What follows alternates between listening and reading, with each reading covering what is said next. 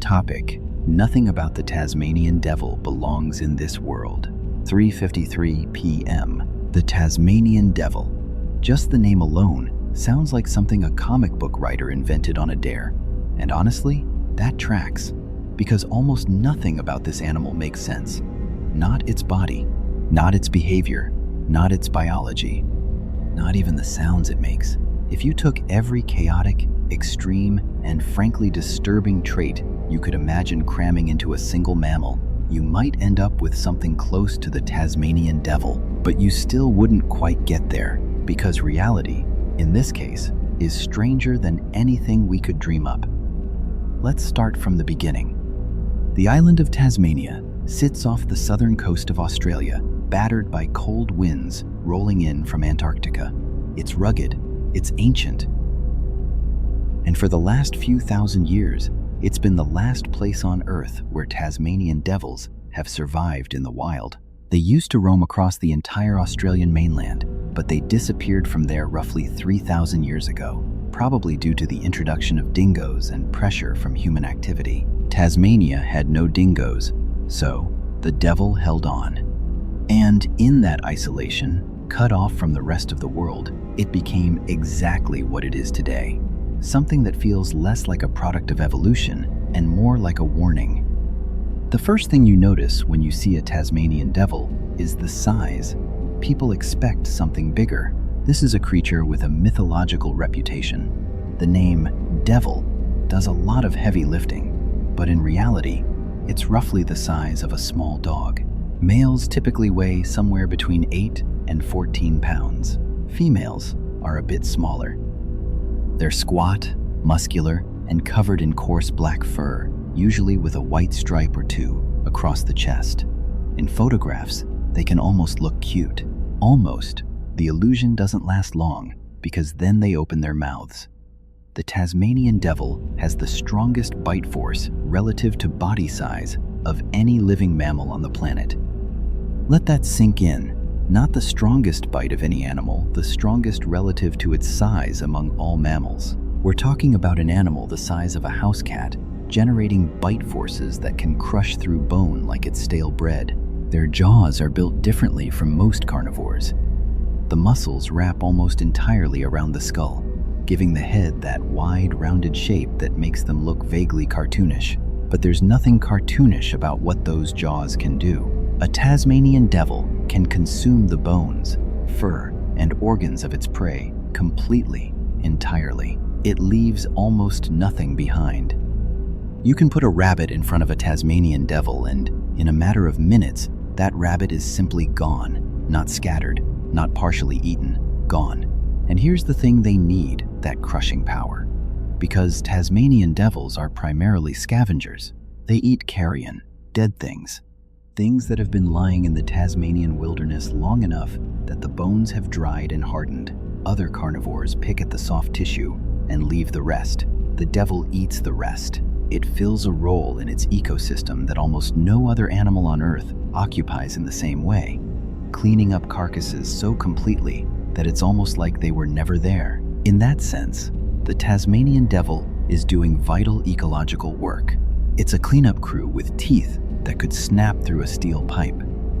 But the eating behavior itself, the way they eat, is where things start getting genuinely unsettling. Tasmanian devils don't eat quietly. They don't eat politely. They eat like the food might try to escape, even when it's already dead. They lunge at it. They shake it. They make sounds, and we'll get to the sounds. And when multiple devils gather around a single carcass, which they frequently do, the whole scene becomes something you need to watch a few times before your brain fully accepts that it's real. There's shrieking, there's tumbling, there's what can only be described as a kind of savage chaos, a feeding frenzy over an animal that's already dead and poses absolutely no threat. The aggression is turned up to 11 at all times, and the dial apparently doesn't go lower than 7, even when nothing is happening. Now, the sounds. People who have never heard a Tasmanian devil before and encounter one unexpectedly in the dark, especially have described the experience as one of the most viscerally disturbing things that has ever happened to them. The devil produces a range of vocalizations that seem specifically designed by some malicious universe to trigger deep-seated human fear responses. There are guttural coughs. There are long, drawn-out screeches that rise in pitch and volume and then stop suddenly. There are growls that seem too low for an animal this size to produce. And there is a kind of eerie, rasping yawn that they perform when threatened mouth stretched wide open, teeth on full display accompanied by a sound that early European settlers in Tasmania described, with complete sincerity, as demonic. That's actually where the name comes from.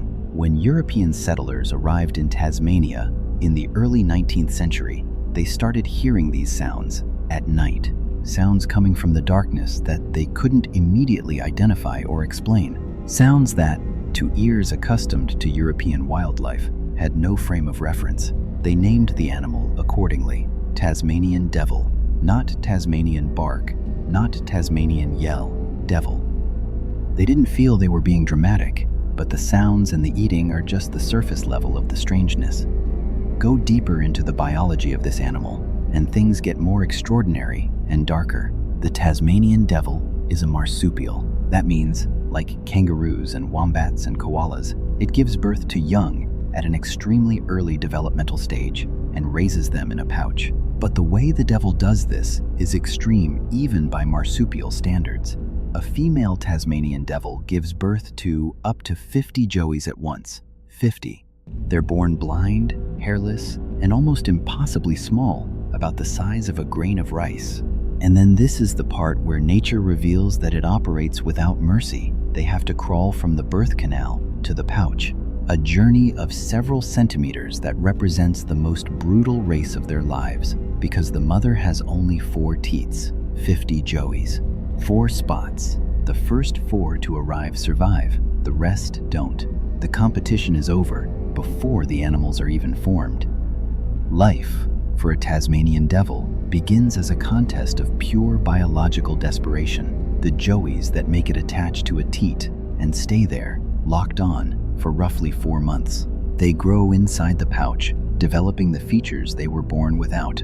Eventually, they emerge, still tiny but recognizable, and they continue to develop under the mother's care. But the maternal relationship in Tasmanian devils is intense and then abrupt.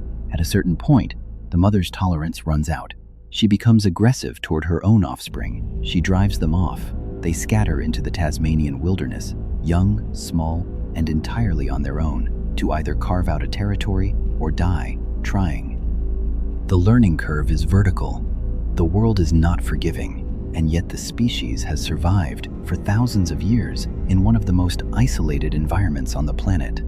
They're almost entirely solitary. Adults don't pair up. They don't form communities. Each devil patrols a home range that can cover several square miles, marking its territory with scent glands and defending it with the kind of aggression that is, by now, not surprising. They come together to eat the communal feeding around carcasses, and they come together briefly to mate, and both of those events involve substantial amounts of conflict. Mating season is particularly intense. Males fight each other viciously over females, acquiring scars and wounds that many carry for the rest of their lives, and the females, once impregnated, are not exactly treated gently through the process.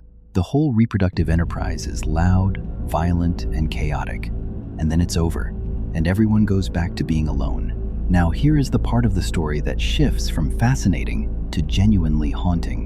In 1996, researchers in Tasmania began noticing something wrong with the devil population. Animals were appearing with grotesque facial tumors, large, visible masses around the mouth and face that grew rapidly, interfered with the ability to eat, and killed within months. At first, it seemed like an isolated occurrence. It wasn't. The disease spread, and as scientists investigated, they discovered something that had almost never been observed before in nature. The tumors were contagious, not caused by a virus or bacterium in the traditional sense. The cancer cells themselves were spreading from devil to devil, transmitted through biting during feeding and fighting. The Tasmanian devil had somehow developed a transmissible cancer, a tumor that could leap from one body to another and continue growing. This is called devil facial tumor disease, and it is one of only a tiny number of known transmissible cancers in the natural world. The reason it can spread is connected to something unusual in the devil's immune system. A low level of genetic diversity in the population means the devils don't recognize these foreign cancer cells as invaders. The tumor simply sets up residence in a new host and keeps going. Since its discovery, DFTD has killed an estimated 80% of the wild Tasmanian devil population in affected areas. In some regions, local populations have been essentially wiped out. A species that survived the collapse of Ice Age megafauna that outlasted its mainland relatives by thousands of years is now facing an existential crisis from a disease generated by its own biology. Conservation efforts have been mobilized on a scale that rarely happens for a single species. A captive insurance population was established, animals maintained in facilities, removed from the wild, isolated from DFTD, intended to survive and breed in case the wild population collapses completely. Research into vaccines and immunological treatments is ongoing.